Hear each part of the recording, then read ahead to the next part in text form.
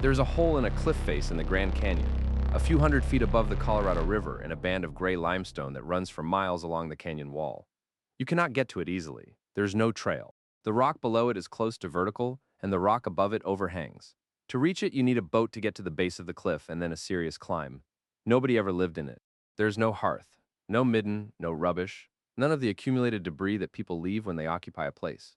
What is inside it, placed carefully in the dark at the back, under small piles of stones, are animals made out of twigs. Each one is a single willow stem, split down its length with a stone blade and then twisted and folded back on itself until it takes the shape of a four-legged animal. A deer, a bighorn sheep. Some have horns. Some have been pierced through the body with a second small stick like a spear. Some have been packed with animal dung. They're about 4,000 years old. More than 400 of them have been found now, across roughly 30 sites in 4 western states. And in the Grand Canyon, they turn up in caves in that same limestone band, high in the cliffs, in places nobody had any practical reason to go. They were made, as far as the dating can tell us, continuously, for something like 1,700 years. That is a longer unbroken run than the entire history of Christianity. Nobody knows what they are for.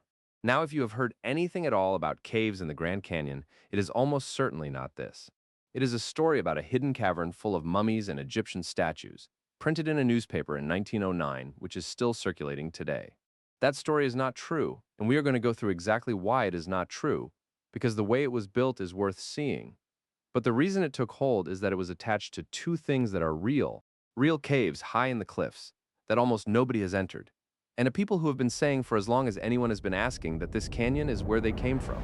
Start with the Hopi, because the tradition is older than the newspaper, and it is not in dispute.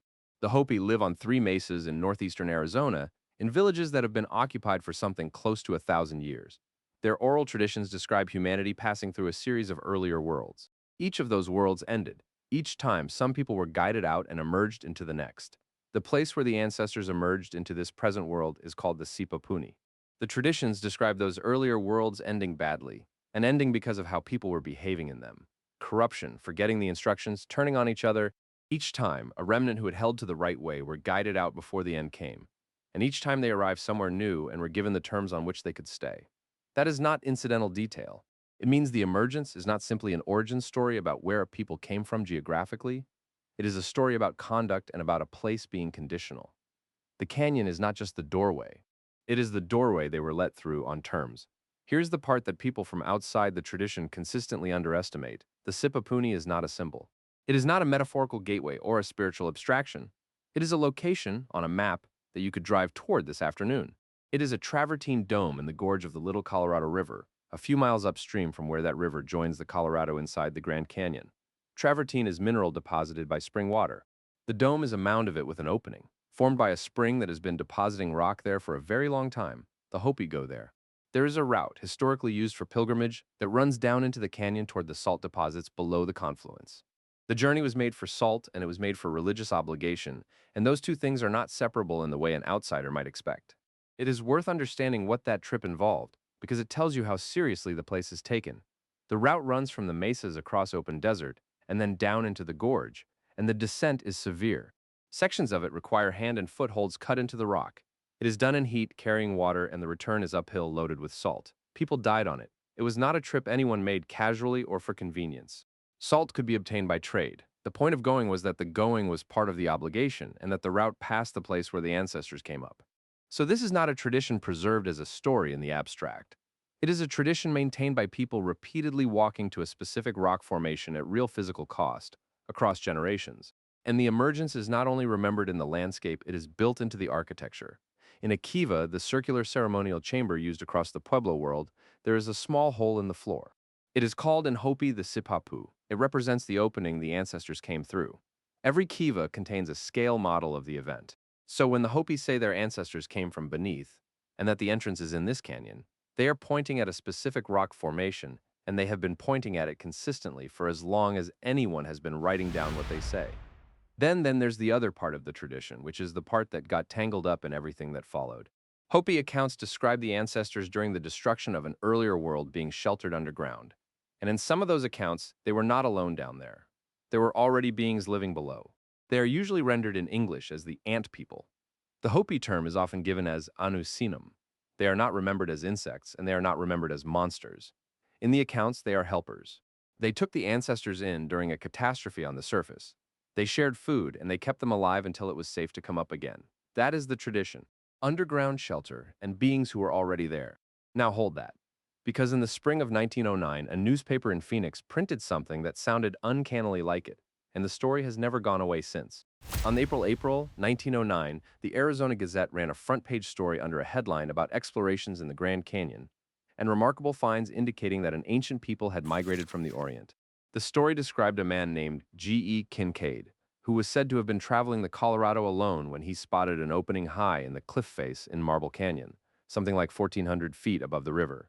Inside, according to the article, was not a cave but a construction, a main passage running back into the rock for more than 1,000 feet, with hundreds of rooms opening off it. Chambers containing preserved grain, copper implements described as hard as steel, statues resembling Egyptian and Asian work, mummies seated rather than laid flat, and walls covered in inscriptions nobody could read. The article said the work was being directed by a Professor S.A. Jordan and financed by the Smithsonian. It is a genuinely well-written piece of newspaper prose, and if you read it cold, it does not immediately announce itself as false. If this kind of investigation is worth your time, subscribing helps. So let us take it apart, because the seams are all visible once you know where to look. Start with the name of the institution. Throughout the article, the sponsor is called the Smithsonian Institute. It has never been called that. It is the Smithsonian Institution, and it has been since 1846.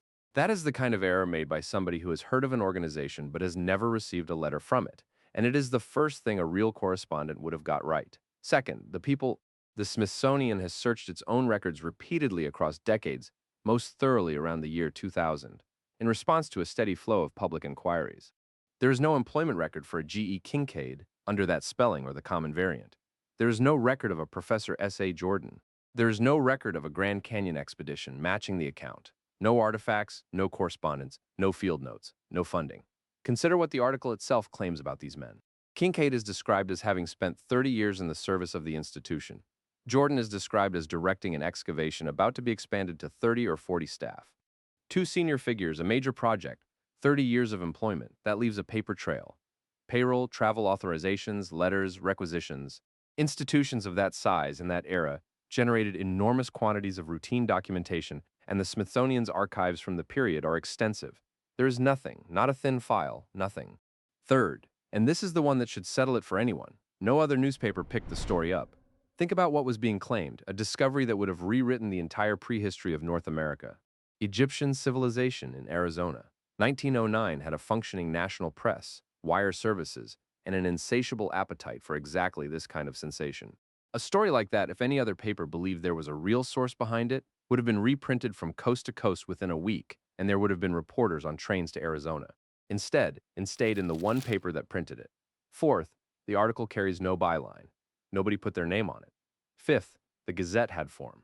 It was a paper known for printing sensational material to move copies. And this was not a single article. There was an earlier, shorter piece the previous month, in March, that set the ground for the April story. That is a structure, a trailer, and then the feature. Sixth, no retraction was ever printed. Not in 1909, not in the years afterward. Not since. Which people sometimes offer as evidence that the paper stood by it. It is not. Papers of that era did not routinely retract sensational filler because nobody expected them to. And finally, the physical claim. Nobody has ever relocated the site. Not in more than a century, in one of the most photographed, surveyed, overflown, rafted, and studied landscapes on the planet, with helicopters, aerial survey, and now satellite and LiDAR coverage of the entire canyon. A carved complex with a passage 1,000 feet long, hundreds of rooms, and an entrance visible from the river. Nobody has found it, because it is not there. The honest summary is the boring one. In April of 1909, a newspaper with a taste for invention printed an anonymous, unsourced, unverifiable story, and nobody at the time took it seriously enough to reprint it. And then, for most of a century, nothing happened. The story sat in a bound volume of a defunct Phoenix newspaper and was read by essentially nobody. What brought it back was not new evidence. It was compilation. Books collecting unexplained phenomena began reprinting it in the middle of the 20th century. Stripped of its context, presented as a documented event that mainstream archaeology had failed to explain. From there, it moved into cable TV, which had airtime to fill and an audience for exactly this material. And from there onto the internet, where the original article, scanned and posted, became its own proof. Look, people said, here's the newspaper. That is the mechanism, and it is worth naming clearly because it will happen again with something else. A piece of invented content acquires authority purely by surviving. Each retelling cites the previous retelling. The scan of the original page circulates as documentation, when all it documents is that the page was printed. Age is not evidence. A false thing that is old is just an old false thing. Now, there is a version of this story that does not stop where I just stopped, and you should know how it works. In that version, the absence of evidence is the evidence. The Smithsonian has no records because the records were destroyed. The site cannot be found because access is restricted. The story died because it was killed. You will see specific claims attached to this, that parts of the canyon are closed to the public and patrolled, that certain place names in the canyon, which are genuinely Egyptian and Hindu in origin, prove something. Those names are real and their origin is dull. In the late 1800s, a surveyor working the canyon named a set of buttes and temples after world religions and mythologies because that was the naming fashion of the period, and the formations looked like temples. Isis Temple, Buddha Temple, Vishnu Temple. They were named from a drawing table, decades before the newspaper story, by a man assigning grand names to rock formations. There is no ancient Egyptian anything in the Grand Canyon. There is a 19th century surveyor with a classical education, and parts of the canyon genuinely are restricted. That is also true and also dull. It is a national park containing thousands of archaeological sites, many of them extremely fragile, some of them sacred to 11 associated tribes, in terrain that kills unprepared visitors regularly. The Park Service does not publish the locations of caves, and the reason is that publishing them is how sites get looted. Once you accept the rule that missing evidence proves concealment, you have built a machine that cannot be shown to be wrong about anything. That is not an investigation. It is the opposite of one. So the newspaper story is invention, and the cover-up story is a machine for protecting the invention, which brings us back to the caves. The real ones. The Grand Canyon has a great many of them, and most of them are in one particular layer.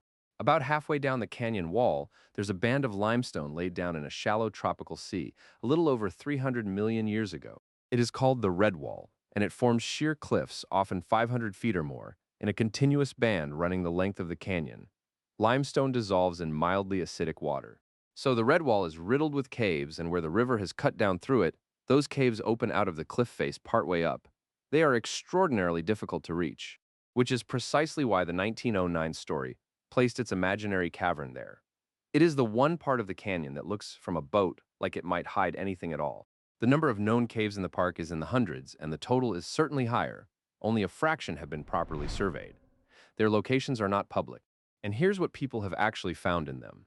In 1933, workers from the Civilian Conservation Corps came across small figures made of twigs in a canyon cave. The following year, a river party found more in a cave in Marble Canyon that had been used in 1889 by a railroad survey expedition to stash gear after 3 of its men drowned. That cave is called Stanton's Cave. At the time, nobody knew what the little animals were, and the assumption was that they were toys. In the 1950s, an archaeologist named Robert Euler excavated Stanton's Cave properly and recovered more than 100 of them. They were not toys. The construction is careful and consistent. A willow stem is split lengthwise, almost to its base, with a stone blade, and then the two halves are wrapped and twisted around each other until a body, legs, and a head emerge. The wrapping follows a set pattern, and the patterns are consistent enough that archaeologists can distinguish regional styles by the direction of the wraps. Radiocarbon dating puts them mostly between about 4,000 and 3,000 years ago, in what is called the Late Archaic period, and the range of dates across all known figurines spans something close to 1,700 years. That means people were making these objects the same way, and putting them in the same kind of place, for longer than the span from the Roman Empire to now. Then there is the placement, which is the part that rules out almost every ordinary explanation. They are not in habitation sites, they are in caves nobody lived in cliffs that are hard and dangerous to reach, and they are usually deep inside, in the dark, well past the point where daylight stops. They are frequently found under small cairns of stone.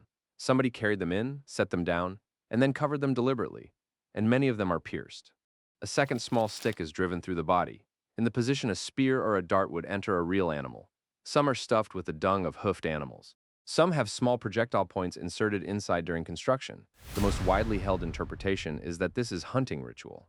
Late archaic people in this landscape lived on bighorn sheep and mule deer, and the figurines represent those two animals almost exclusively. Make an image of the animal, take it into the dark inside the earth, symbolically kill it, and cover it. That is a reasonable reading, and it may well be right. But it is an interpretation, not a finding, and it leaves a great deal unaccounted for. It does not explain why the ritual required a cave that difficult to reach when there were plenty of easier ones. It does not explain the specific placement deep in the dark rather than at the entrance. It does not explain why the practice ran for 17 centuries and then stopped. It does not explain the ones that are not pierced. And it does not explain what, if anything, the people who did this understood themselves to be addressing. Nobody left an account. There is no writing. The people who made them are known to archaeology only as a period and a technology. What we have is the behavior, and the behavior is unambiguous about one thing. Somebody for a very long time believed that the inside of those cliffs was where you took something in order for it to matter. So set the two things beside each other. A newspaper invented a cave in the Redwall Cliffs, filled it with mummies and Egyptian statuary, and attributed it to an institution that had never heard of it. That story has run for 116 years and is repeated today by people who have never looked at the article. And in those same cliffs, in caves that are real, there are 4,000-year-old objects that were carried into the dark and buried under stones by people who did it for 17 centuries and never wrote down why. The invented version got the attention. It always does, because an invented mystery can be made to have any shape you want, and a real one only has the shape it has. The Hopi position on all of this is worth stating plainly, because it is usually left out or misrepresented. The Hopi have not claimed the 1909 story. They have never endorsed it. Their tradition is not about a hidden Egyptian city and never was. What the Hopi Cultural Preservation Office has said consistently is that places within the canyon are sacred, that the canyon is where their people emerged, and that these places are not appropriate subjects for public exploration or exposure. That is not a claim of hidden treasure. It is a request to be left alone. And there is something worth noticing in the sequence. The Hopi said the canyon is where they came from. Archaeology later established human presence in those cliffs going back at least 4,000 years. In caves, nobody would visit without a reason, sustained across a longer period than most civilizations last. Those two statements are not the same statement, and the second does not prove the first. The people who made the figurines lived thousands of years before the Hopi villages on the mesas existed, and the relationship between them is a genuine open question that specialists argue about. But the pattern is one you have seen before on this channel. A native tradition points at a place. An outside story arrives, more colorful, easier to sell, and takes over the conversation for a century. And when the outside story finally collapses, what is underneath it is not empty. It is older and stranger and harder to package. There are caves in that limestone that nobody has surveyed. That is not a conspiracy, and it is not a promise. It is a statement about a very large canyon, a very small number of archaeologists, and cliffs that are genuinely difficult to climb. What has come out of the ones that have been entered is 400 small animals made of split willow, carried into the dark, pierced and covered with stones, by people who did it for 1,700 years and left no explanation. Nobody had to invent anything to make that interesting. Somebody did anyway.